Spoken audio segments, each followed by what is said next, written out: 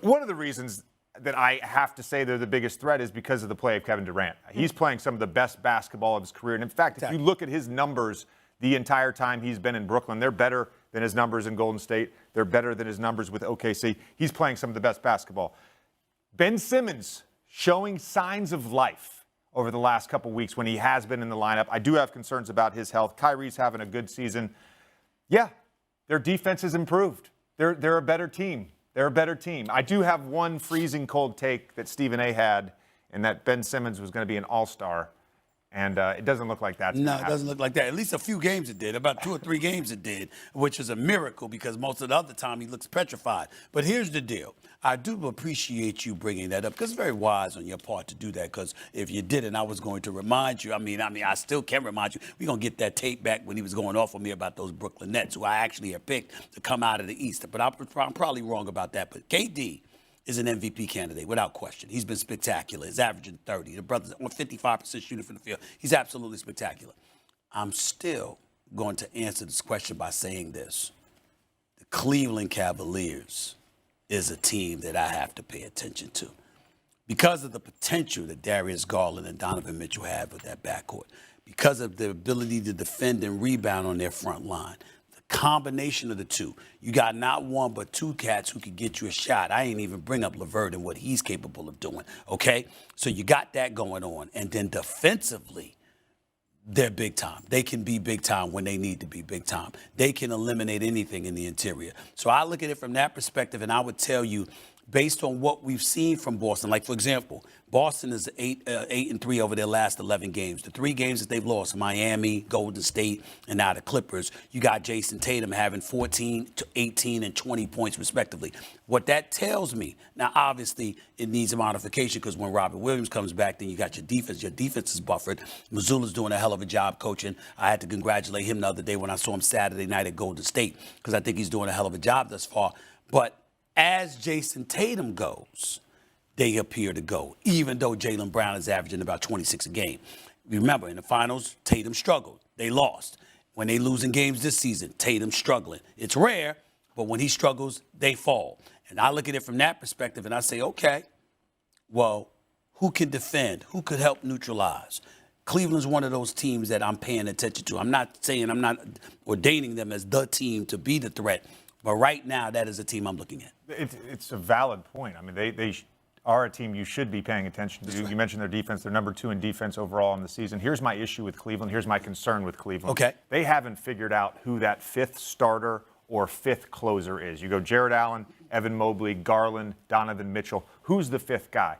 Karis LeVert is a great player. Right. But on that team, his role is better as a shot creator, playmaker in that second unit. When you have him out there at the end of a game as the 5th guy, it negates his skill set because he's playing with 2 ball-dominant guys. What's wrong with Kevin Love?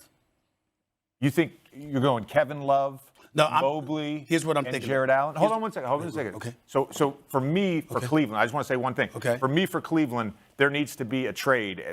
If they can get a 5th guy, sort of someone in that prototypical 3-and-D, and those guys are super valuable. It's hard to find, but Jay Crowder, Josh Richardson, Eric Gordon, someone like that as that 5th guy to close out games, then I think they're right up there with the Brooklyn Nets. Let me say this to you. As crazy as this sounds, I'm looking at Kevin Love's age because he's 34 years of age. I just want to look that up. I understand that he could be a defensive liability at times. I get all of that too. But what I'm saying to you, that's what they say. Here's what I'm saying to you. Based on I'm using your analysis to justify Kevin Love being that guy. What I'm saying to you is this. We know he can shoot. Mm-hmm. We know he can shoot, and we know he can catch and shoot. He's not a person that's trying to put it on the ball and create his own shot the way a LeVert can. So the point is, you give the ball to LeVert, he's going to dribble the ball or whatever, and it might get you get your offense out of sync. You got Donovan Mitchell and Darius Garland are ready to do that. Mobley and Allen don't need to do something like that. That's not the role that they played. So if you've got a third offensive weapon, it needs to be a dude who catches and shoots because you've got Garland and you've got Donovan Mitchell. You don't need somebody else to put the ball on the floor and try to create their own shots. Those two can create shots for themselves as well as others. You need to kick it to somebody who can pass and shoot. And because you got Allen and Mobley on your front line, what you can do is whatever defensive liability anybody that comes on the court with you presents, they can make up for it. But you still have to guard on the wing. When you get to the playoffs, who on that team is guarding Jason Tatum, Jaylen Brown, Kevin Durant, Chris Middleton? These are big wings. I understand. It's not going to be Kevin Love. Yeah. That's asking a lot of Evan Mobley. I agree. That's asking a lot of I Evan agree, Mobley. but I'm just thinking along the lines of what you was breaking down and what they bring offensively, understanding that there's a defensive liability that comes with it. But hey, what's up, guys? Jag from Jaggy Sports. Are the Nets the biggest threat to take on the Boston Celtics? Answer is, it could very well be that way. The Nets, they beat the Wizards last night, and they're slowly creeping up to the second seed.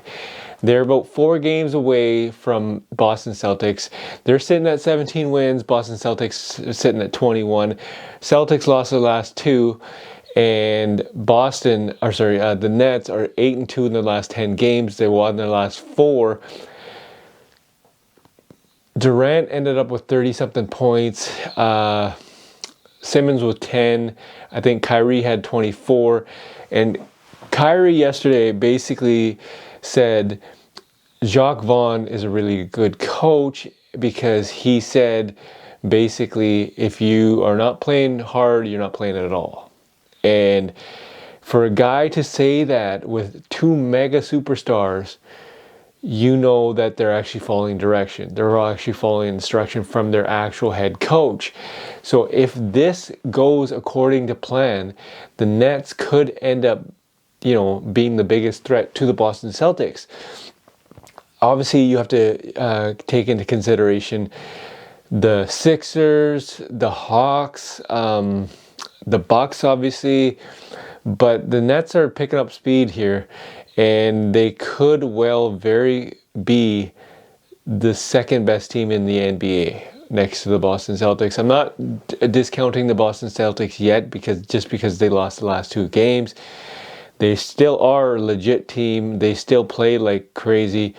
They just got to get their stuff figured out. Jason Tatum played subpar in the last 2 games, and he's looking to pick it up again tonight. But Kevin Durant, you can never count on this guy. This guy is a legit scorer. They obviously call him easy money sniper for a reason because he nails every shot. So are they the biggest threat to the Celtics? I'm pretty sure they are. Leave a comment in the comment section. Tell me what you guys think. Are they a big threat to the Celtics? This is Jag from Jaggy Sports.